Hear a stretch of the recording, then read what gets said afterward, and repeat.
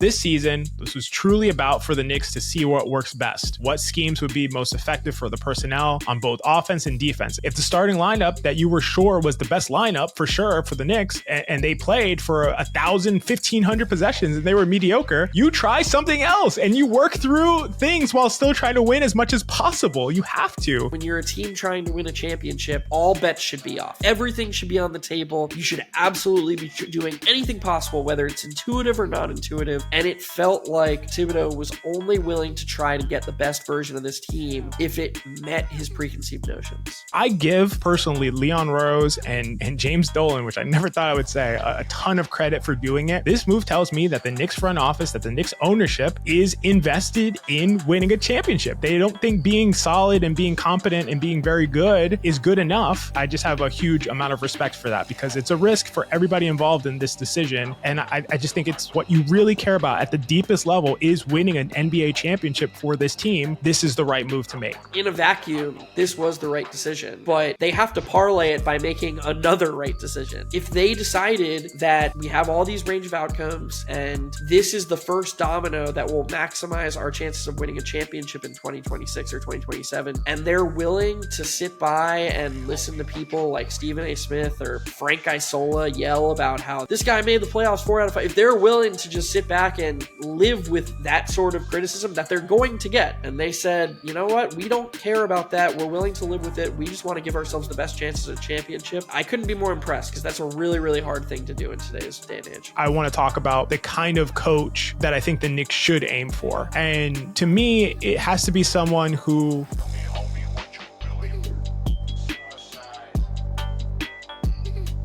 This is Hot Hand Theory. This is a podcast where we talk about the NBA and break things down from an analytical perspective.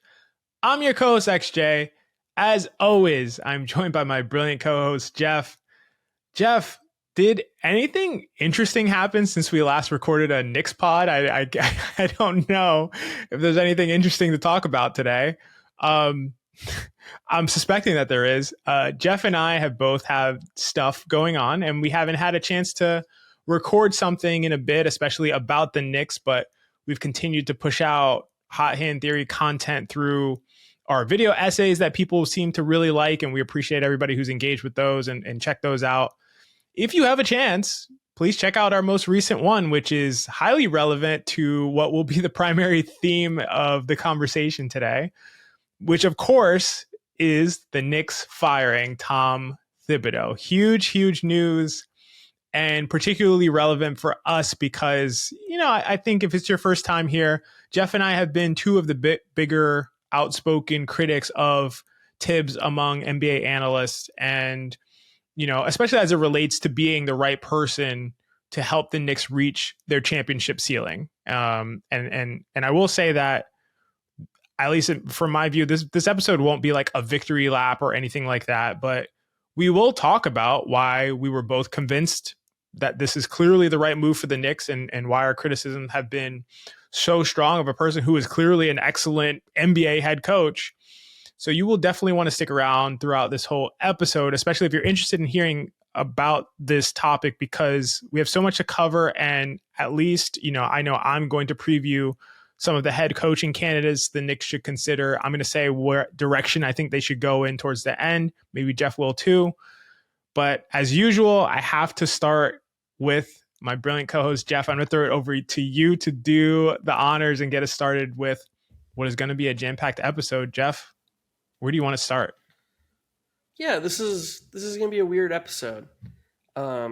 We've only really existed as a podcast for a little over 18 months now, and we've covered a lot, but in the time we've gotten to cover the Knicks, it's really felt like we've kind of just had most of the same conversations. And I feel I've always kind of felt bad for our audience in a weird way, because we are more interesting than as you said before we hopped on here, we're more interesting than we were kind of allowed to be when we were covering the Knicks.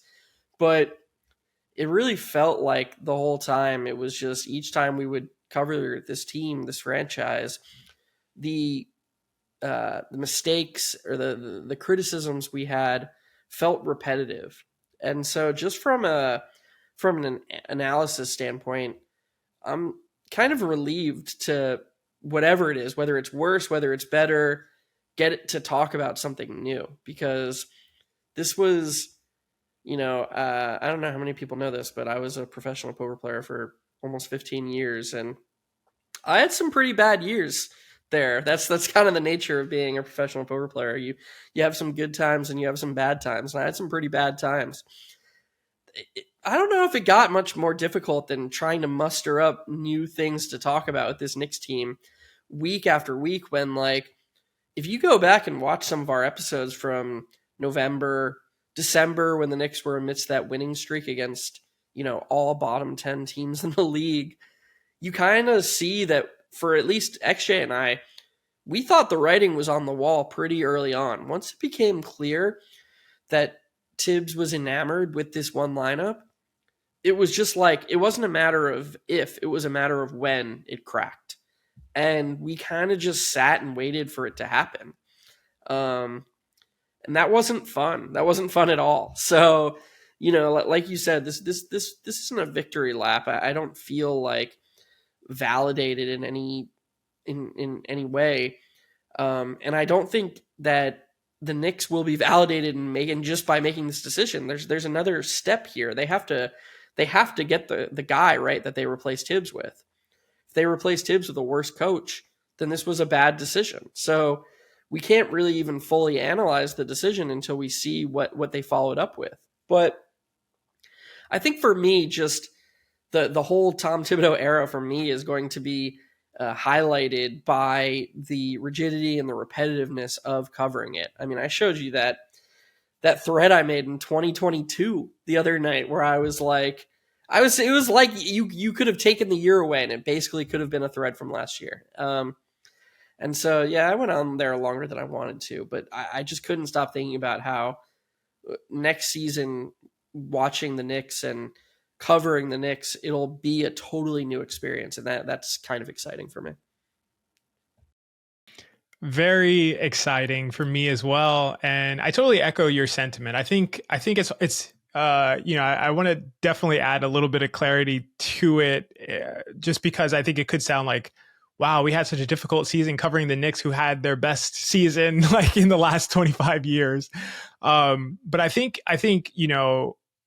the difficult thing is, at least for me, and I'll speak for myself, is just seeing a team that's so talented, so well constructed, so like has such clear strengths and versatility in the lineup and the ways that they could be deployed and the things that they could be doing.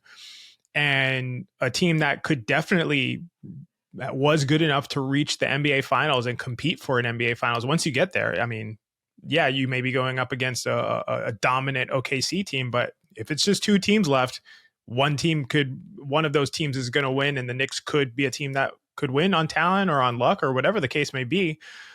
And seeing what we believed was just like a clear cap on the ceiling for the team. And to have things play out the way that they did, the Knicks ambushing the Celtics, who couldn't beat switches and had a horrible version of Porzingis, and kind of having that series in the bag even before Jason Tatum gets injured, and then closing that out. And then, seeing Cleveland fall by the wayside and ending up as the Knicks being the favorite in the Eastern Conference Finals. Like, the Knicks had a title season, a title ceiling this season. And yeah, again, would it have been a long shot to beat OKC? Yeah, of course. I think OKC is one of the best basketball teams ever constructed from a team building, team development standpoint. But again, if you're in the finals, you have a chance. And Geoff and I have talked about this all season. You're not guaranteed to be healthy any season. Like, you're never guaranteed that. And so you're healthy. You have the level of talent that the Knicks have. The conference opens up for you. You have to try to capitalize on it. And it's so frustrating to see, it was so frustrating to see all of that happen and everything fall into place, and have the belief that I do that the Knicks didn't have the coach to be able to take advantage of it.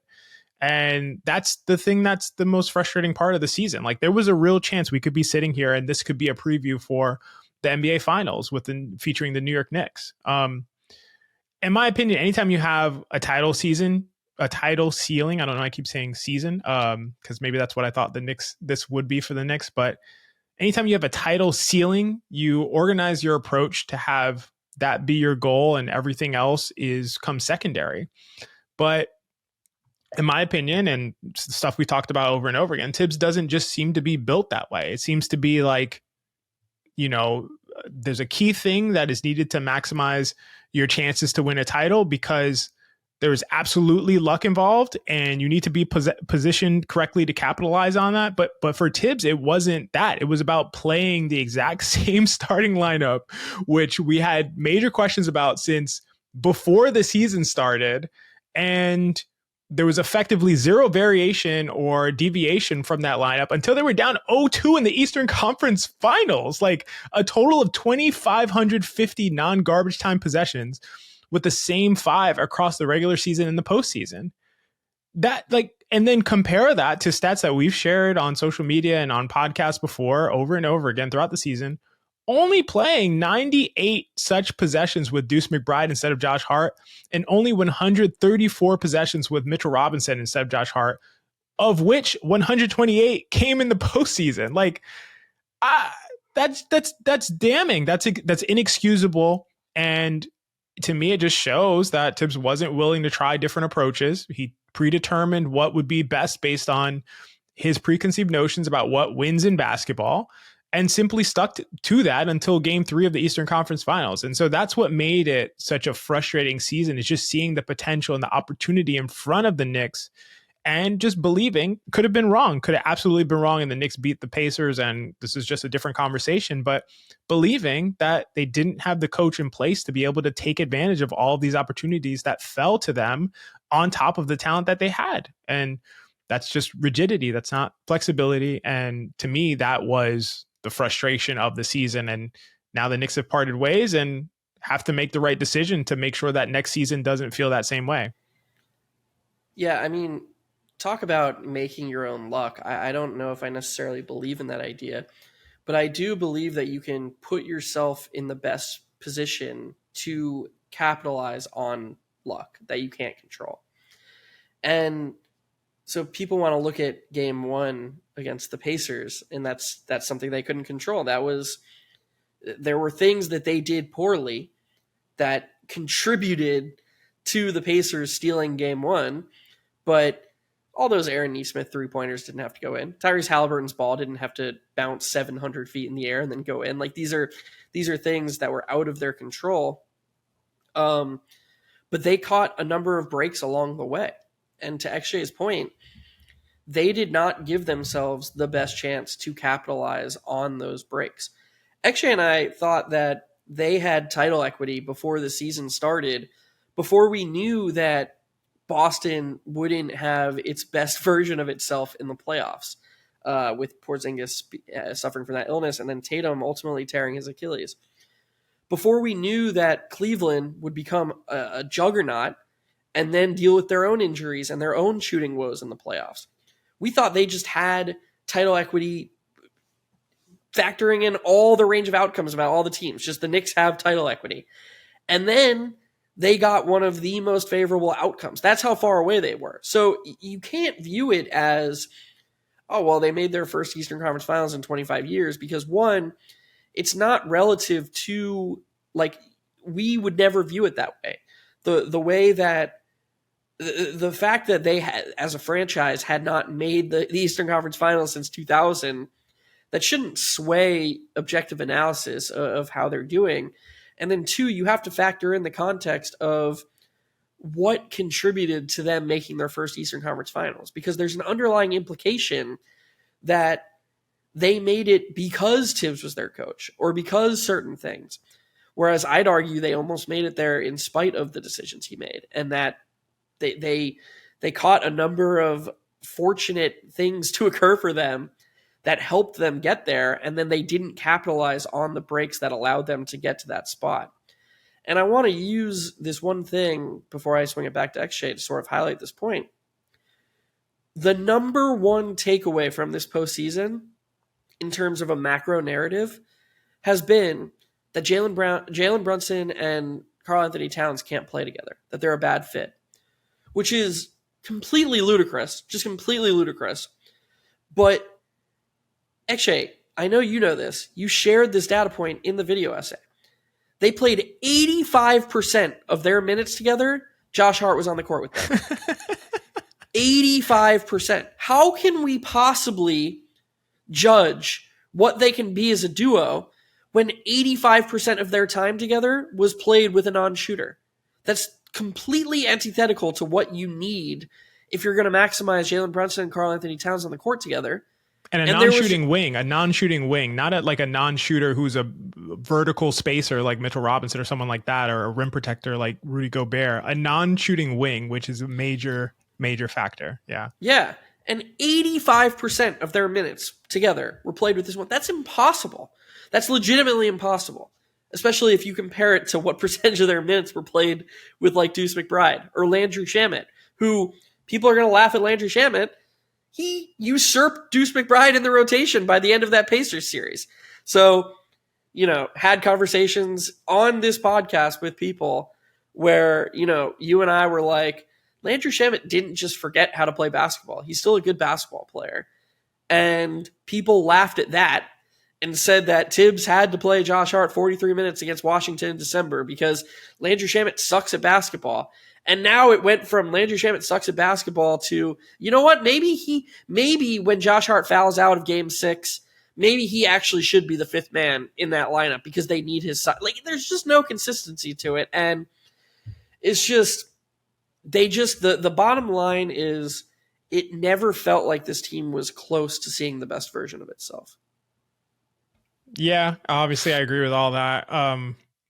I think people who have listened to our pod before, who have listened to Hot Hand Theory, like, they know how much I believe in like 5 shooters and the compounding impact that provides. And this is a deeply held belief that I have, which is based on data, based on reasoning, understanding of the way that the game is played right now, and the value exchange between different types of shots and shot quality and all of those kinds of factors. This is like the basis for my perspective there.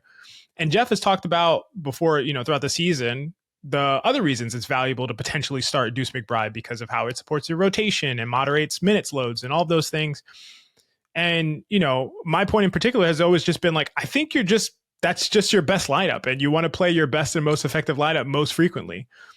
But I will say this, which is this is the most important aspect of that to me in terms of rigidity and flexibility and those kinds of things as flaws that Thibs was bringing that were just unovercomable. If the Knicks had started Deuce McBride and they had the kind of results that the starting lineup with Josh Hart had in 700 to 1,000 possessions, I know Geoff would have been calling for a change to try to start Josh Hart or start Mitchell Robinson as loudly as we were calling for a change to start Deuce McBride. Like, as much as people, I think, at least people think, my perception is people think like analytically inclined people kind of think they know it all, or I genuinely understand like why it can come across that way, because it feels like we're saying like, well, we have this objective data and our perspective is more grounded than people who are using their eyes and feel to evaluate the game, and that seems to rub people the wrong way. But I do think it's a severe misconception because we try really hard not to be wedded to our views, even if these, like I just mentioned, a deeply held belief that I have based on tons of evidence and reasoning that's gone behind it and thinking about the game at a deep level. But if I saw over a really significant number of possessions that it wasn't panning out the way I thought it would, I wouldn't just double down on that and just say, no, it is that, and they have to do it this way. That's what people who have their preconceived notions about what works and cannot change from it, cannot adjust from it. At no point did Thibs ever adjust to saying, maybe let's try for a significant amount of the season 5 shooters on the court, despite having Karl Anthony Towns, despite having Jalen Brunson, despite having such tremendous offensive weapons, potentially the best 1-2 offensive punch in the entire NBA. It's in the conversation, and just never deviated from it. Like if we're not able to shift and modify our views when we have good evidence that we previously thought isn't quite right, that's to me a sign of a lacking of humility or over rigid, like a too much rigidness in your approach. And this season, my opinion was this was truly about for the Knicks to see what works best. what schemes would be most effective for the personnel on both offense and defense. If Karl Anthony Towns struggled to execute the drop defense well, and then you modify things to make it work for his shortcomings. You don't say, no, I don't care, you have to do it right. Do it right. Sometimes that the player is not skilled at a particular thing, and you operate around that. If the starting lineup that you were sure was the best lineup for sure for the Knicks, and they played for 1,000, 1,500 possessions and they were mediocre, you try something else and you work through things while still trying to win as much as possible. You have to, if the long term is your goal, if winning a championship is your true goal, because the short term should never get in the way of your true long-term goal. And this season, that effectively happened nonstop with Thibs at the helm. And so, to me, this was the right move for the Knicks, and they needed to do it. Obviously, there's risk involved, and I want to talk about the risk factor, but it was just clearly the right move. And from a Knicks fan perspective, I think people should be happy and optimistic and looking forward for what we saw from the Knicks with this kind of coaching approach and the potential ceiling that we could see depending on who they bring in. Yeah, I love the point you made about not being wedded to your perspectives and always going into things with the open-mindedness that you're just not right all the time. You're not always going to be right. And to me, that's why the starting of Deuce was so important, because given how much we know Tom Thibodeau loves Josh Hart, we would have gotten that true A/B test, like even unintentionally. We know, anyone who's watched the Knicks the last 5 seasons knows that pretty much regardless of what his starting lineup is, Thibs is going to be the last coach to make his first sub in a half. He loves starting the half with his starting lineup going 7, 8, 9, sometimes 10 minutes in the first and third quarter. So starting Deuce, even if that was the only shift that Deuce played with the starters, if Thibs didn't want him closing halves, if he was more comfortable with Josh Hart closing halves instead of Deuce, at least they would have gotten that sample size each half. And would that have been totally fair? No, because it would have been mostly against opposing starting lineups, but it would have been something. It would have been some test to see how they did. And then we know, because we know Thibs loves Josh Hart, that Josh Hart would have gotten plenty of run with the starters. They would have saw 500, 600, 700 possessions across the regular season. And we could have looked at the end of the regular season. It wouldn't have been a perfect A/B test, but we could have looked and been like, okay, this is how lineup A performed and this is how lineup B performed. What is truly the Knicks' best lineup? But we got to the end of the season and we knew nothing about this team. We knew absolutely nothing. We didn't know. We had no idea when you and I called for the Knicks to switch more against Boston. We had no idea how that would go. We just knew that playing drop against Boston, they'd get killed. Like, that was the only thing we knew. And that had nothing to do with the Knicks. It had everything to do with Boston's scheme. But we didn't know if the Knicks would be up for the task of just starting to switch on 50, 60% of their possessions, because they didn't try it. Yeah. We had no idea what other lineups would work if they had to go to other lineups. That's why when they got to the Indiana series and they lose the first 2 games at home, and Thibodeau's like, okay, well, I guess now we have enough data, we have enough evidence that the starting lineup isn't working. He tries going to other lineups. It was like you say in the video essay, he was just blindly throwing darts. He didn't know, he had no possible conception of which lineups he should go to once that starting lineup was off the table, because that was the only one that got any significant run. It was, not to be too harsh, it was an abject failure of a season from a coach.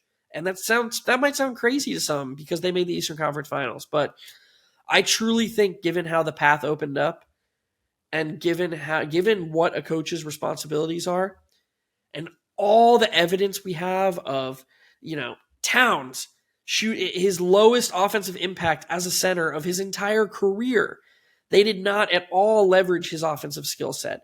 OG Anunoby and Mikal Bridges, these are good to really good basketball players who, if they're your third and fourth best players on your team, you should be thrilled. And yet we've got to the end of the season wondering how they're supposed to fit in, and, they can't do this off the bounce. Mikal Bridges is too inconsistent. Their skill sets were not leaned into at all. The things we know about this team are that the starting lineup doesn't work and that Jalen Brunson is a hell of a one-on-one basketball player. That's it. That's what we know about this team. And and I just feel like that is a failure by the coach. I truly feel like that is a failure. And when you're a team trying to win a championship, all bets should be off. Everything should be on the table. You should absolutely be doing anything possible, whether it's intuitive or not intuitive. You should be willing to do whatever it takes to try to get the best version of your team. And it felt like Thibodeau was only willing to try to get the best version of this team if it met his preconceived notions.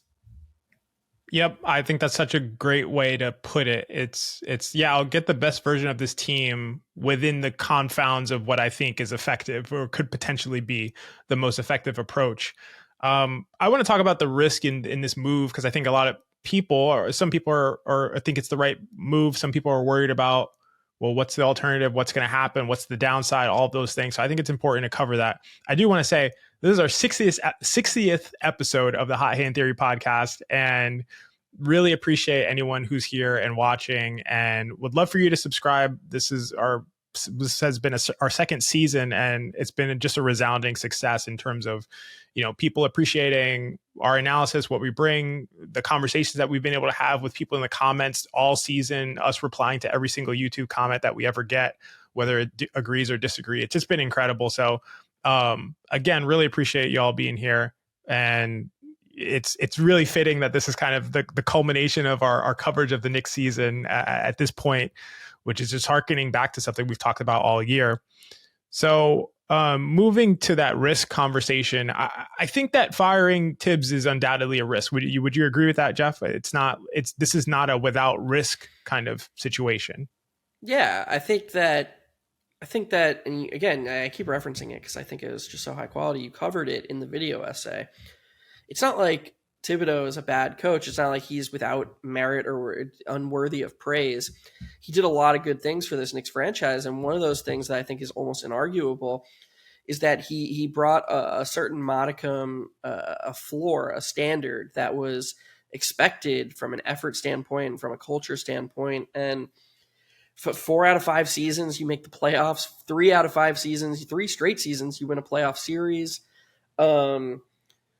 I think he had established a floor with this team that I'm not going to say has been taken for granted. I actually don't think it's been taken for granted at all. But I think that the floor gets a little bit shakier when you remove him from the equation. We don't know who his replacement is going to be, but I do think that is the risk, that you hire someone, that the culture isn't as sound, that other things occur. And yeah, the downside, I think, increases with Tom Thibodeau not as the coach anymore. Yeah, exactly. And I agree with all that, you know what you have with Thibs. With Thibs, you have a very safe floor. The team really likes him. They seem to really like him. Your star, Jalen Brunson, loves him. And the risk that you bring in the wrong guy and things unravel is real. But to me, I think the critical point here is that you have to take a risk to reach the next level, that championship level. And I, from the perspective of a fan, would always want my team to kind of risk failing, in order to hit that highest goal of winning an NBA championship. Like, it's just worth it to me as a fan. Like and that depends on your preference. It's not the same for everyone. Some people would rather say for the next 3 to 4 years, the Knicks make it to the Eastern Conference semifinals or Eastern Conference finals. And they would take that because it's that consistency, it's being able to have a really safe floor, always being in these conversations nationally and being in the mix in the conference. And to me, actually, I just want to hop in one thing because I just want to make sure this gets added.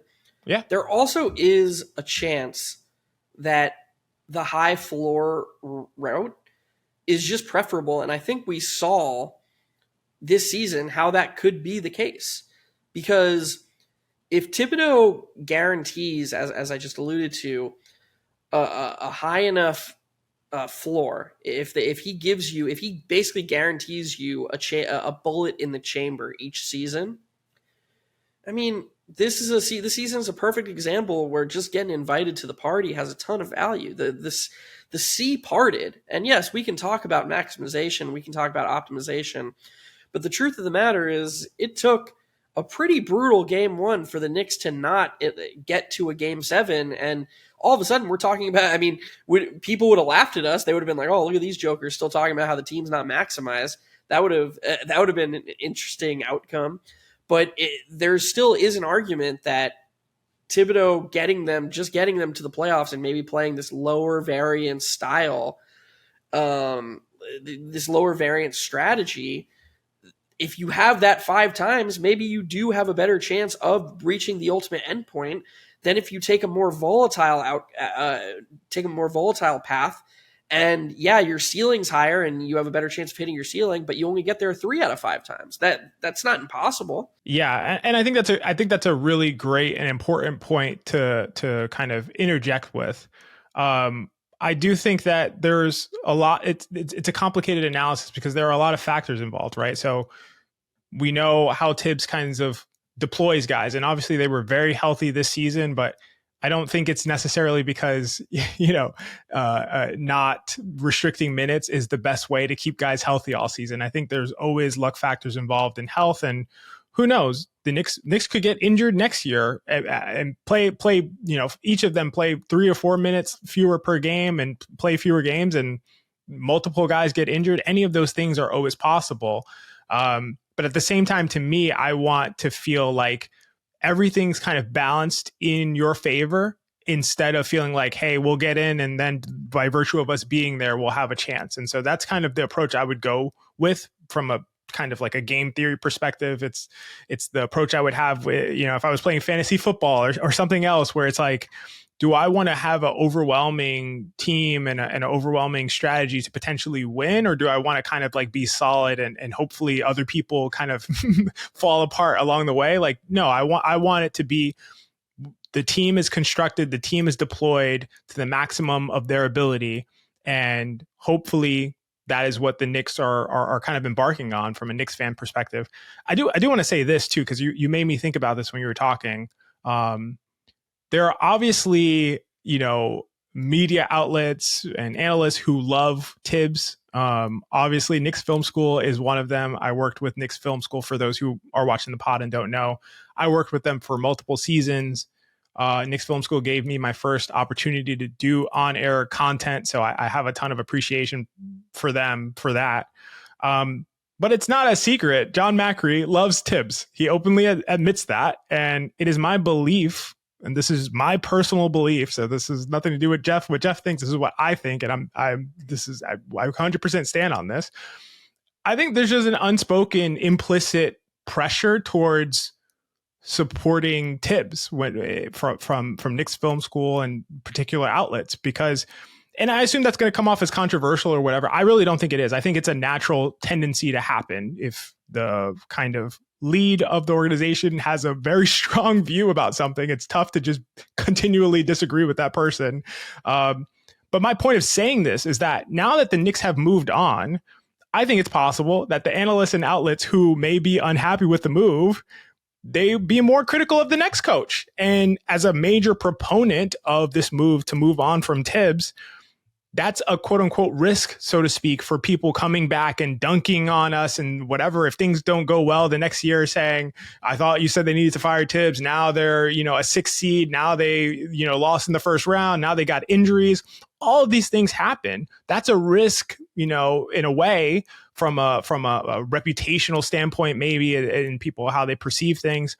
But that's a risk I'm comfortable with because I just think it's the right move, even if it doesn't actually work. Because for me, it's about the process, and the process that has the highest chance to lead to the best outcome, not just stumbling your way into a particular outcome. And in my opinion, firing Thibs gives the Knicks a chance to get the next hire right. And, if you're in a relationship and you're with the quote unquote wrong person, a person that you don't see as like, going to have the optimal relationship with, whatever it is, marriage, whatever you're looking for, if you're with the wrong person, then it's better to break up with that person, even if the next person might not be quite right. It's just you're better off, and it's, if what you want is this really high level outcome, and that's what I want personally as a fan, as an analyst of any team. What I would want is this highest level outcome, and of course, there's a ton at stake in getting this right, because you're willingly and willfully walking away from a high floor. And Geoff described some of the value of having a high floor and just being there. But I give personally Leon Rose and James Dolan, which I never thought I would say, a ton of credit for doing it. It tells me very, very clearly that they are all in on winning a championship, not just being good, not just being respectable, not just being seen as competent, on winning a title. And everything else is not good enough, because if they weren't, then Dolan could keep making bags of money, if the Knicks making it to the Eastern Conference Finals and semifinals every year, and knowing that they're going to win 50 games and knowing that they're going to be respected as a outside candidate potential title team, and even though they probably will never get there. So there's a ton of payoff and value in doing that, but they clearly, I think this move tells me, and I'm curious what you think, Geoff, this move tells me that the Knicks front office, that the Knicks ownership is invested in winning a championship. They don't think being solid and being competent and being very good is good enough. And even if they don't make the correct move with the hire, or it doesn't turn out well, or things don't go according to plan, I'm willing to take that risk. I'm willing to take criticism from our audience, from other audiences, from other content creators, because I think it's the right thing to do. And I just think that they too, obviously. And I just have a huge amount of respect for that, because it's a risk for everybody involved in this decision, everybody involved in supporting this decision. And I just think it's more important, if you really care, if what you really care about at the deepest level is winning an NBA championship for this team, this is the right move to make, bar none. So I just want to touch on a couple things you brought up. So first of all, you brought up interesting point about like bias and systemic bias, and I think something that you and I have talked a lot about is like, it doesn't, that sort of bias and systemic doesn't always have to be malicious. And an example of that would be, like, let's say we got to a point where we had like interns or employees or people who helped us, make certain content, and it was just sort of like people were pitching ideas to us, sort of like SNL, coming up with sketches. And people started to figure out what kind of content we liked and what stuff we subconsciously favored, and stuff we just were like, oh yeah, that is a really good idea, or that's really high quality content, let's put that out. They would curate their content towards that reward system. That's how it would work. So, and that wouldn't be us like, that would be a subconscious bias on our part, and that would be a subconscious bias on their part. It doesn't have to be active or loud. It's just, I think it's something that exists everywhere. So I don't think that's necessarily a bad thing. The second thing that you said about this, meaning that the Leon Rose and ownership, they're all in on winning a championship. I want to take it a step further, and I want to say that what impressed me the most about this decision is that it shows that they are process over results.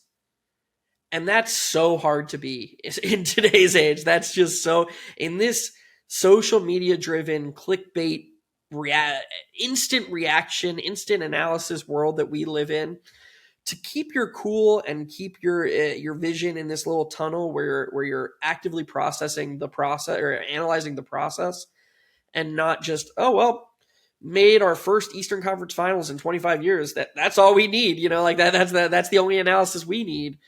To me, that's really impressive. And look, I'm going to repeat it. Their job is not finished. They have to get the next decision right. But the only chance they had of getting to make the next decision is to make this first one. So I completely agree with you that in a vacuum, this was the right decision. But it is a risk, because they still have to do, it's not like, oh, well, we made the right decision and it's going to pan out X percentage of the time. They have to parlay it by making another right decision, which it gets really wonky and you open yourself up to criticism. But it is, if they decided that we have all these range of outcomes, and this is the first domino that will maximize our chances of winning a championship in 2026 or 2027 in the Jalen Brunson era, and they're willing to sit by and listen to people like Stephen A. Smith or Frank Isola yell about how they're getting rid of a Hall of Fame coach and this guy made the playoffs 4 out of 5. If they're willing to just sit back and live with that sort of criticism that they're going to get, they are going to get this.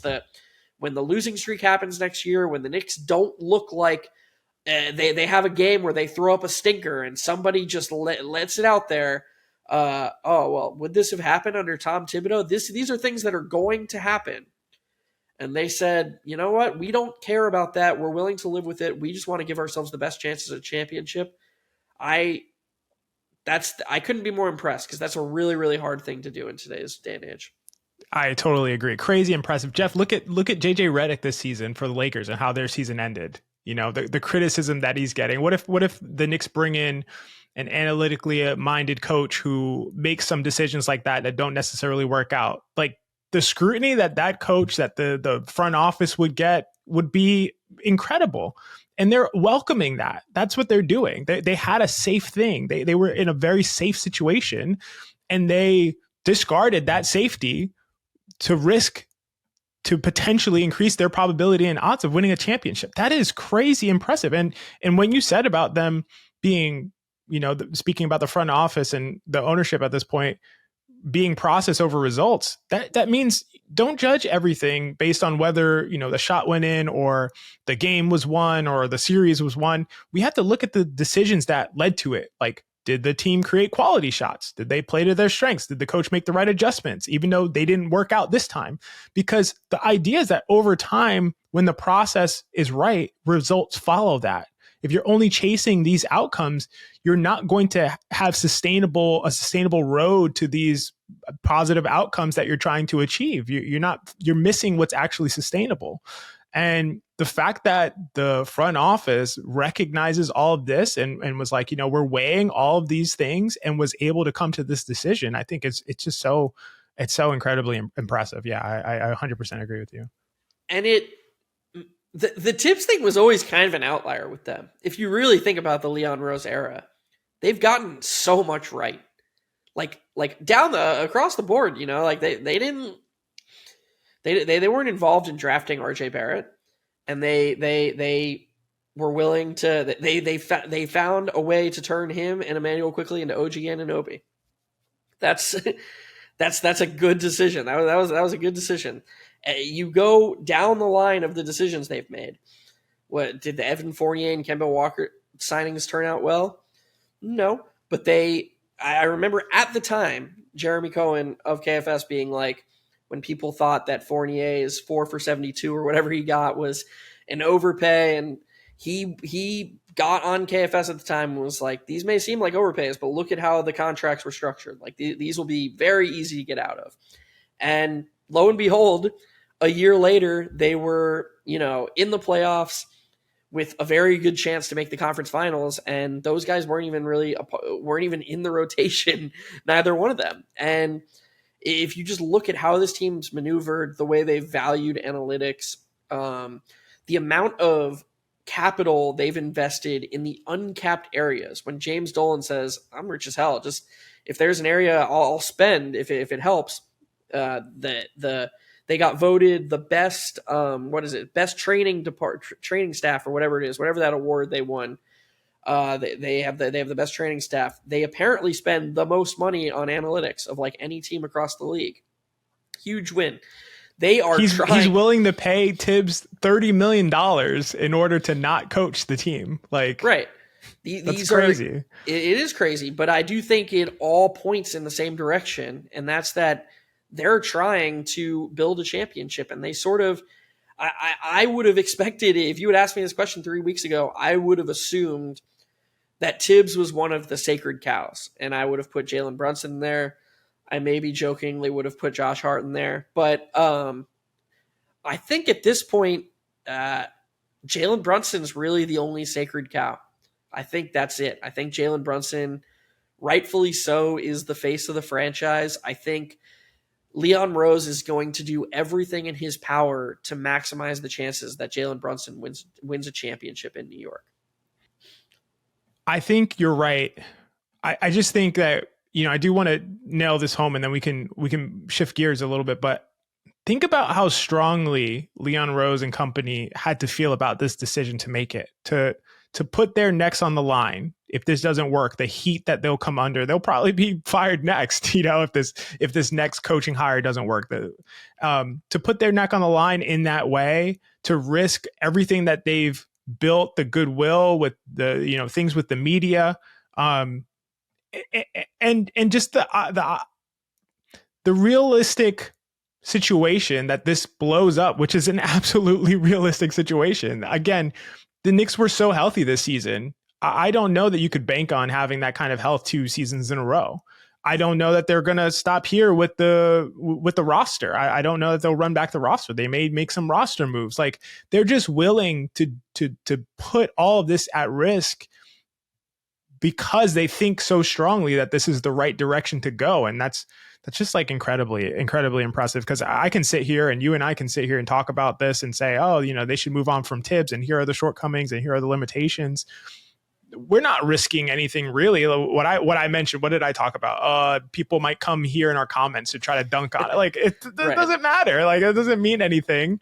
That's not losing your livelihood and your reputation and costing your franchise money and all of these kinds of things that are really major consequences that could occur. I just think they had to feel so strongly about this decision. And I think it's for a lot of the reasons that you and I have talked about all season. I would just like to add one caveat, this is just a caveat, because it's always a possibility. And there is also just a chance that James Dolan woke up one day and was like, I'm out, like that is possible. We have to be open to that. So I just want to caveat that all our analysis here is assuming the reports that Dolan has given Leon Rose the keys, and that this is Leon Rose's ship that he's steering right now, are accurate. Of course, yeah. Going by the reporting, which is that Leon Rose made the decision to fire Thibs. That is the reporting. So yeah, absolutely. And I just couldn't agree with you more that we have said for years now that, usually a front office, a GM, a president of operations, they get one of these decisions.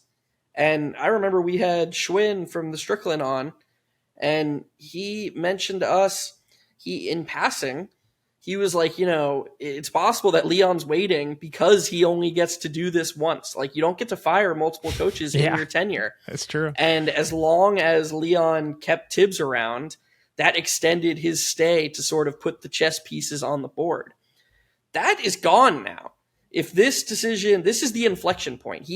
I thought that 24-25 was Thibs's inflection point as a coach after they traded for Karl Anthony Towns. I thought this was going to be Thibs's chance to prove that he can be malleable and he can raise a team ceiling in an uncomfortable way. And, as we've talked about for almost an hour now, I think he came up short there. I think he did a poor job there. I think this is Leon's Thibs. This is his Thibs moment for the Knicks. Like, this offseason is his inflection point and the fork in the road. And he finally reached the point where he was like, I can't wait any longer. We have to do this now. My future be damned. And that's just a super courageous thing. And we'll see how it goes. I hesitate to analyze more because, they hire one coach. I joked with you off air, I don't want to besmirch a Knicks legend, but like Bovada has Patrick Ewing as the 4th favorite to be the next head coach. Like, I think I might feel I might feel a little different if they hired Patrick Ewing to be their coach than somebody else. I love Patrick Ewing, by the way. I don't mean that overly negative, but I'm just saying there are levels to who the Knicks hire and how we'll feel about the overall state of the franchise going forward. That is yet to be seen. But there was only one way to get to this place. And that took courage to even pull that trigger. So, in my opinion, kudos to him, as hard as it must have been. Totally agree. And you perfectly segued into, I think we do need to talk about some of these next coach options, and we'll have time to go into more detail about this as time goes on. I don't think the Knicks are going to hire someone like within the next week. Maybe they can, maybe they will, honestly. But If they hire someone within the next week, XJ, I think it'll be Johnny Bryant. It'll be Johnny Bryant. Yeah, he's the only person that they have enough comfort with that they would turn around and give the job immediately. I agree with that. But there's obviously several different directions the Knicks could go with their coach situation. Like they can go with the experienced vet head coaches that are available. Obviously the Michael Malone, the Mike Budenholzer, the Taylor Jenkins, Terry Stotts, guys like that. There are the kind of college coaches that have been hyper successful. Dan Hurley, who is obviously the name that we hear. Jay Wright is someone some people are talking about with the Nova ties, obviously. And then there are assistant coaches who have been hot names for coaching candidates for, to varying extents, some for longer than others. Johnny Bryant, who you mentioned, Sam Cassell, Chris Quinn, Jordan Ott of the Cavs, someone people are talking about, Micah Nori of the Wolves, someone people are talking about, Dave Bliss of the Thunder, someone people are talking about. I think I do want to say first, like we get tons of comments, or I have at least, and I strongly disagree with this idea that you and I, or whoever is calling for Thibs to kind of move on from Thibs, that we have to know what coach the Knicks should bring in if you want to fire Thibs. Like that doesn't make any sense to me. Like, first of all, we cannot possibly have anywhere near the amount of intel that the front office has on these coaches, especially the assistants, especially the college coaches. So we have to some extent, we're praising Leon Rose today, trust the front office to do elite scouting and elite due diligence and make the right choice. And to me, I think Leon Rose and the front office has really earned our trust in that way. Not that they haven't made mistakes, but with a major decision like this, really a defining decision for Leon Rose in the way that you kind of described it, which coach is he going to hire? But that aside, although I don't think we need to have the answers, I do think I want to talk about the kind of coach that I think the Knicks should aim for. And to me, it has to be someone who, firstly and foremost, understands that the only goal is to win a championship, and every decision is made with that end goal in mind, right? There aren't other goals that would ever take precedence over that one. That doesn't mean they wouldn't get things wrong along the way, but that means they have the clearest and brightest like North Star in the world. And nextly, I think that they should aim for an innovative coach. He could be younger, he can be older, as long as they have this kind of innovative perspective on the game, understands the nuances of the modern game, understands data and analytics. I think is critical. They don't have to be a mathematician. I'm not saying they have to be doing equations, but they have to understand what data means, what the shortcomings are, how to use it, and have it inform your decisions so that your decision making is data informed, when to deviate, when to use it as a strong indicator of something, a weak indicator of something. For example, Geoff, I posted about the Knicks' effectiveness with 5 shooters on the court this season. And with Karl-Anthony Towns and any assortment of 4 shooters over 300 possessions, the Knicks have a nearly plus 15 points per 100 differential in those lineups. And people have jumped in saying, oh, this is small sample. How can you? And to me, like, you have to be data literate enough to know that that's a nice enough indicator to say that I want to grow the sample to see if that effectiveness maintains, as opposed to saying, well, this is a small sample, we shouldn't use it for anything, or this is a 300 possession sample, it means everything. Like, you have to be able to discern between all of those things. And to me, that's really critical. And I think that you have to understand, again, both small and large samples and how that informs your choices, and understand the balance of math and reasoning and theory and probabilities and tangible results, and when to dig in on specific data, or at least deeply trust your staff who do this work. Because I know, like you mentioned, the Knicks have a robust analytic staff, and I obviously don't know this 100% certainty. I'm 99.9% certain that they were not supporting a lot of the decisions that Thibs has made throughout the season. So you have to be willing to try things. And to me, this leads me to, with all the risks that potentially come with having someone who's inexperienced, wanting a young kind of assistant coach, someone I can imagine, someone from the Dagnall tree like Dave Bliss being a great option. I can imagine Johnny Bryant being a great option, who has worked with Kenny Atkinson and Quinn Snyder, and obviously Tom Thibodeau himself. And to me, that's kind of the direction that I'm looking in, as opposed to these retread coaches like Malone and Budenholzer and Stotts and Jenkins to a lesser extent, but like someone like that. And even more so than somebody who's coming from the college ranks, like Dan Hurley or something like that. But again, we don't have anywhere near the intel that these front offices have. We don't have the connections to find out information about these folks, about their philosophies, how they think through the game, what their approaches are. And so at the end of the day, I think we have to trust the front office to make these decisions. But in terms of what I would want from a coach, that is how I would sort of describe it as a front, as a front end perspective on what that could look like. Yeah, the profile matters a lot more than the name. Yes. For the exact reason that you said. I mean, look at what the reaction was when Sacramento hired Mike Brown, coming off his assistant stint in Golden State. His only coaching experience had been coaching the Cavs with LeBron, where he was basically like Peyton Manning's offensive coordinator. The same idea as that, like, okay, good job. You coached prime LeBron with a bunch of role players and they were good. Then he went to the Lakers and that was bad. And then he went back to the Cavs and that was bad. The reaction to Sacramento hiring Mike Brown was not popular, to say the least. Who had any idea that Mike Brown would be like, you know what? Now I want to play the fastest pace. Like, we're going to take this Sacramento team with De'Aaron Fox and Domas Sabonis. I'm not going to be the gritty defense guy that I was in Cleveland anymore. We're just going to say, screw it. We're going to play faster than any team in the league. We're going to set, at that time, the record for the highest offensive rating in NBA history. Who saw that coming?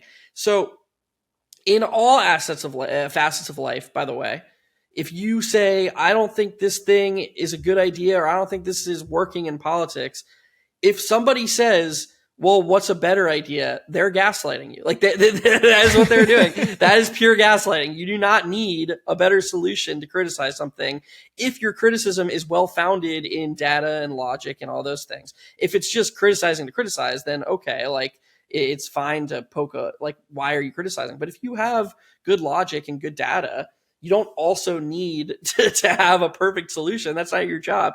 And especially in this case, like XJ said, we have such limited information, and the Mike Brown example is a really good one.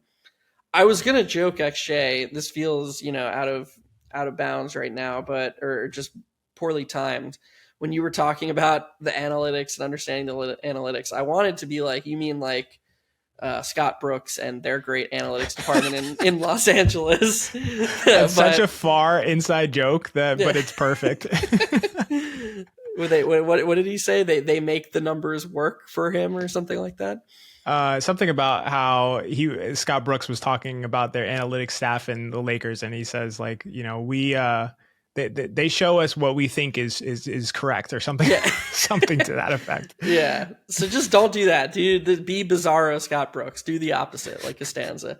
But yeah, to get back to the original point, the profile is what matters most. You want somebody who's data literate. You want somebody who's malleable. To me, that's coming off Thibs. Like, I just want to see lineups. I want to see, especially if they run it back, and they bring back this core of the main seven, so you got last year's starting lineup, Mitchell Robinson, Deuce McBride, the guys who play the roles of Landry Shamet, Delon Wright, that they could look. I like Delon Wright and I like Landry Shamet. I thought Campaign was fine for stretches of last season as an 8th, 9th, 10th guy, but those guys are a little bit more replaceable. So if they get different names to fill those places, I also want to say, this is why the nuance and the context and the relativeness of all this is so important. I sometimes found myself really struggling when people would be like, oh, look at this guy. Like, he's criticizing Thibs.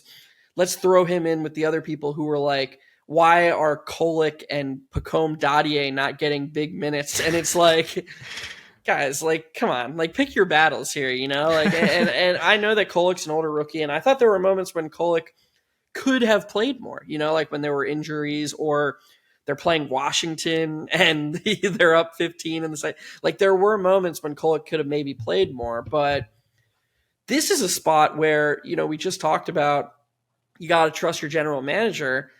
the only information we have about the information we have about Dadier and Kolek and guys like that is so limited compared to what Thibs has and what he sees in practice, where you kind of have to, if he's not putting guys like Dadier and Kolek out there, I think as frustrating as it may be for some people, you kind of have to trust that he's right. I totally disagree. No, I totally disagree. Yeah, I don't ascribe to the like, you know. Do you disagree in a vacuum, or do you disagree with Dadier and Kolek specifically? Like, do you think that in a vacuum? But Kolek specifically, I don't know anything about Dadier, and I mean, I don't know enough about Dadier to feel like he should be able to play big minutes or something like that. But I think Kolek is good, and I think that if you trusted the coach's decision making in that capacity implicitly, then yes, I would agree with you. But if his kind of reputation or track record doesn't sort of push towards almost a forcing of that trust,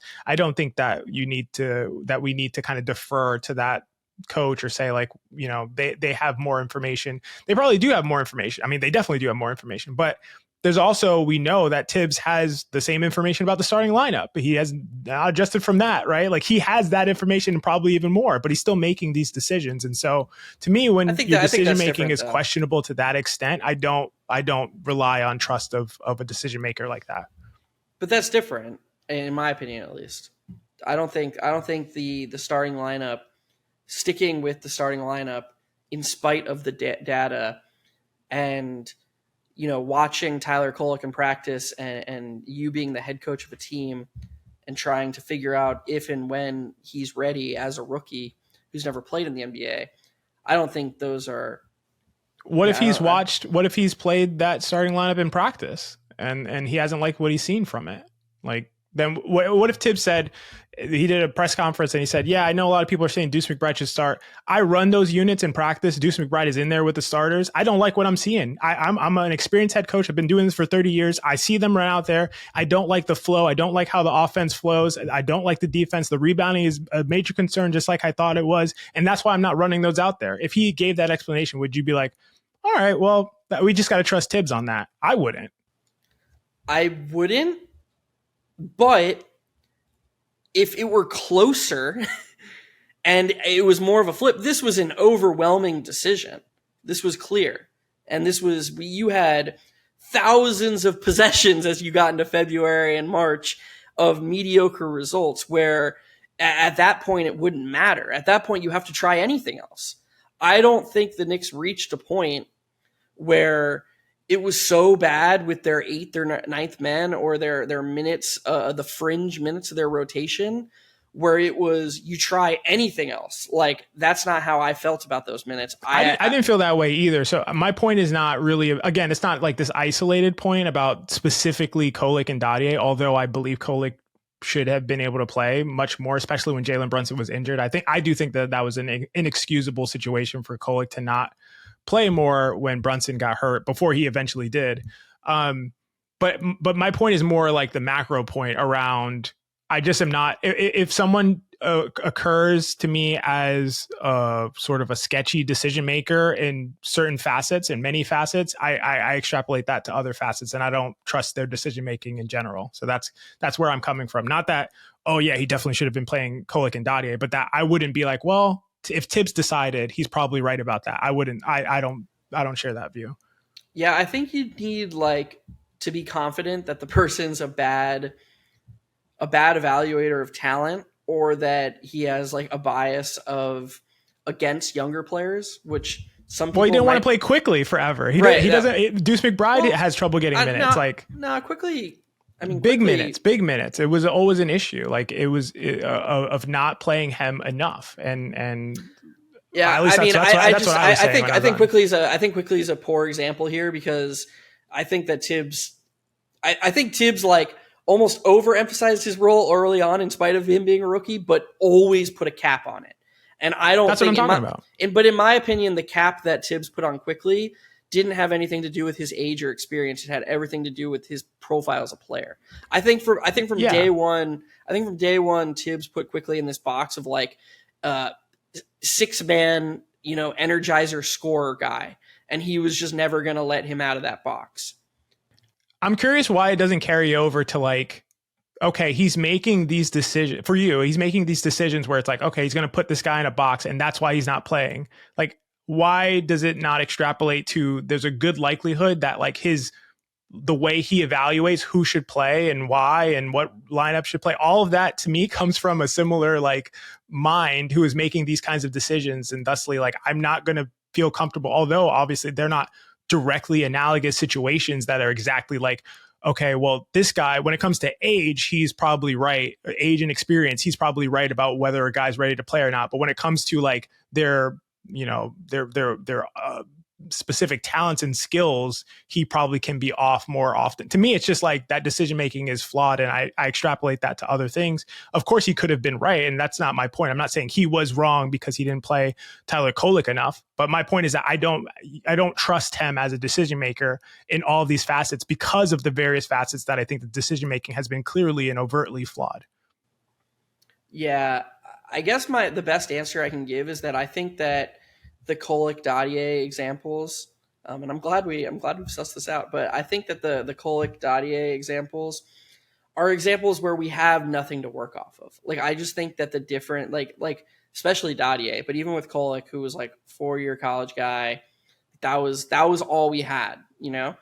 I think the gap in information is the reason I brought it up in the first place is I thought it was sort of analogous to a GM and their head coaching. I thought that whether Dadier or Kolek are ready to play NBA minutes was sort of analogous to us trying to decide if Johnny Bryant's the right guy to lead the Knicks. You know, like we can surmise, we can hypothesize, we can say Johnny Bryant coached under Quinn Snyder, coached under Thibs, he coached under, and now Kenny Atkinson.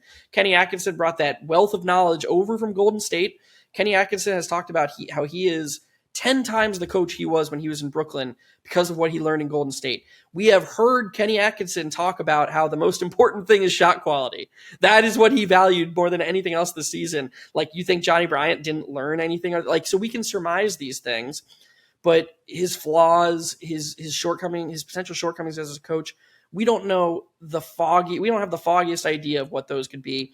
And we have to, on some level, put our faith into Leon Rose that they're going to be able to get that right. And I think you would agree with this. Let's say we had proof that Leon Rose was this terrible decision maker, this awful GM.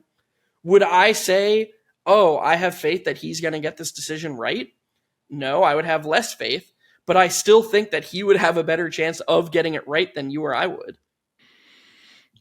It's an interesting question. I agree with the Johnny Bryant aspect because obviously this goes against the analogy that you were the theoretical that you were just portraying, but like the front office as decision makers, I think have earned a ton more trust to me. So yeah, I agree, but just pretend they hadn't. Yeah, that's what I'm saying. So like, even if they hadn't, a major difference is that this is a major like decision that basically you're only doing once, right? Like if it comes to like playing Tyler Kolek, you play him and then it doesn't work and you just take him out.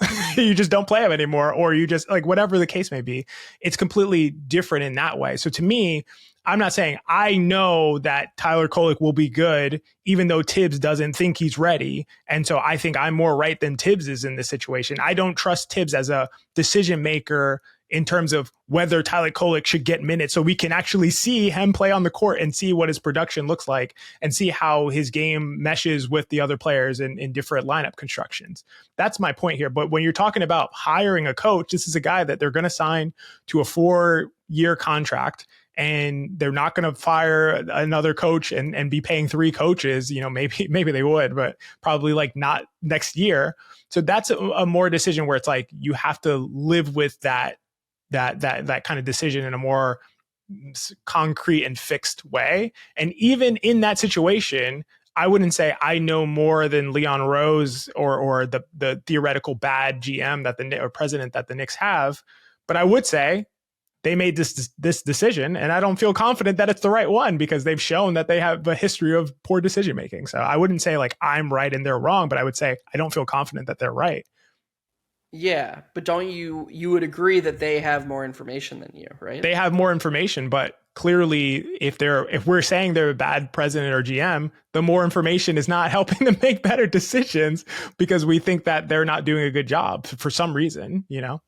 Yeah, but who do you think would be better suited to hire the head coach? Like, do you think that in that example, you from afar, because they have a bad track record of decision making with more information, that therefore you wouldn't need any more information? You would just be able to say, like, from afar, like, I think I'd pick a better head coach than the bad GM. No, not necessarily, but I guess it's like, it doesn't, I said that I don't think that, but I don't think it really like matters when it comes to, like, for instance, playing a guy. Like I said, the major difference being you can just play him, and if he's bad, you just take him out, you know, or just don't play him very much anymore. I agree. And I think that Cole could have played more too. I wasn't like saying like you're wrong for thinking. No. All I was responding to was you saying you kind of have to trust that Thibs has more information, and therefore you have to kind of go with his decision as probably being the right one because of that fact. And that's what I was disagreeing with. I don't think that that's true. That doesn't mean I can decide better. That just means I don't have to feel like, well, he knows and he has more information, so I just trust his decision. I don't trust his decision. But in that situation, we can experiment with it. He can play the guy and say, see, he's terrible. He's hurting us for the last 500 possessions he's been on the court. In the situation of hiring a coach, you can't do that. I mean, unless you're going to, again, fire a coach after a year and pay 3 coaches. So, yeah, I think that opens up a whole other can of worms, though, because, I mean, you play Kolek a little bit, and you or I could say, like, let's say he plays him 8 minutes one night and Kolek just kills him, And then Thibs is like, well, I saw it in practice, and then I saw it in those 8 minutes. That's it. Like, I think you and I reasonably would say it's 8 minutes. Like, that's not a big enough sample size to surmise any sort of, to draw any conclusions. But how do you create a big enough sample size without infringing on other principles you have? And this is a full, we're really opening a can of worms here. yeah. But and maybe we can have a conversation like this down the line. But yeah, I think that, to me, the best answer we have is that they hired a head coach, and the head coach has to make some difficult decisions without maximum information. And in this case, when it comes to fringe guys like Tyler Kolek and Pacome Dadier, I think that there were really 2 options here. There were get a reasonable sample size to figure out if they were ready to play, or, trust that the head coach with more information is going to make the best decision, or maybe not the best decision, but trust the decision he does make. And I'm not saying you have to do that, but I'm just saying I wouldn't. I wouldn't trust the decision that's. I think at the end of the day, like, obviously this is like a very hot hand theory conversation. You and I could talk about this. We'll have to, start a Patreon, and then for the one sicko in the audience who is super interested in hearing our thought process as it comes to decision making and all these things, could subscribe. But to kind of short circuit it, I think this is the importance of having a coach that you trust their decision making process, right? If you have a coach whose decision making process that you trust in a variety of facets and circumstances, even if it's not directly related to the thing that we're talking about, then it's easier for that trust to carry over into other facets. That when you say, well, Mark Daigneault has more information than I do. If he's not playing AJ Mitchell, I'm going to go ahead and trust him on that. I can do that with Mark Daigneault. I wouldn't do that with Thibs. I would question it because of that decision making that I don't feel has been gone through in such a process that would make me feel like he's making the right one frequently enough. So that's my thinking there. Yeah, I get your perspective, I think. And all right. I think there's a lot of validity to it, and I think I heard it quite well.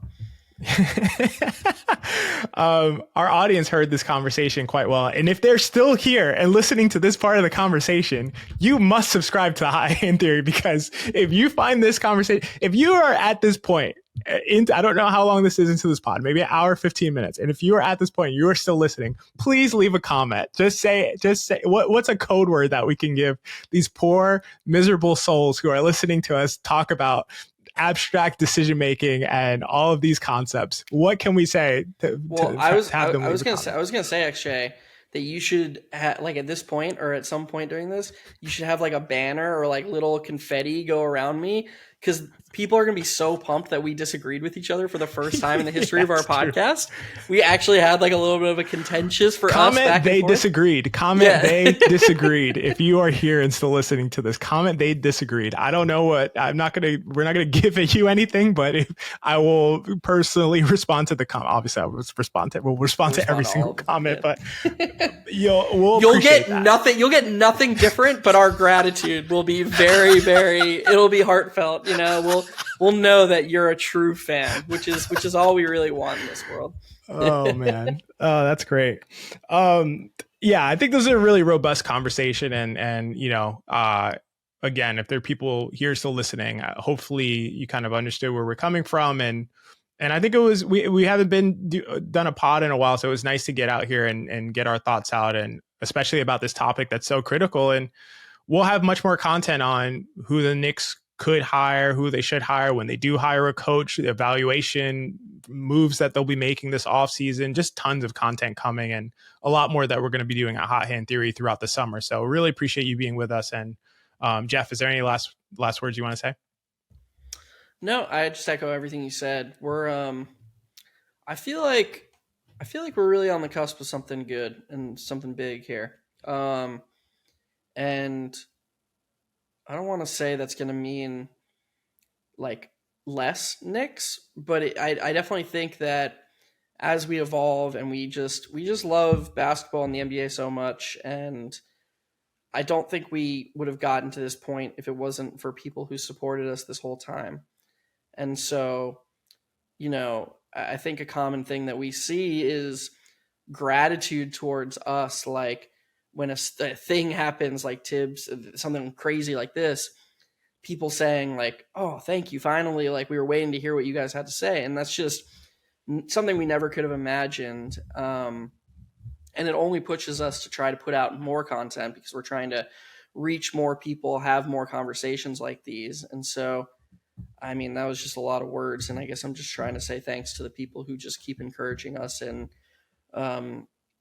we whatever we become, the foundation of Hot Hand Theory honestly was our Knicks followers and the people who helped us grow from the beginning. And I think that you'll always see XJ and I trying to repay that and trying to, again, it might not be weekly Knicks podcast forever. I think it's going to be next season, but I do think that you'll always have us to, when big things happens for the Knicks, giving our thoughts on the Knicks, sharing, whether you agree or disagree, interacting with you and trying to build a community. And so we hope that those of you who appreciate us and like our perspectives will keep sticking around because we have big things in the picture. Absolutely. Well said. And again, appreciate you guys as always. For Geoff, I'm XJ, and this has been Hot Hand Theory.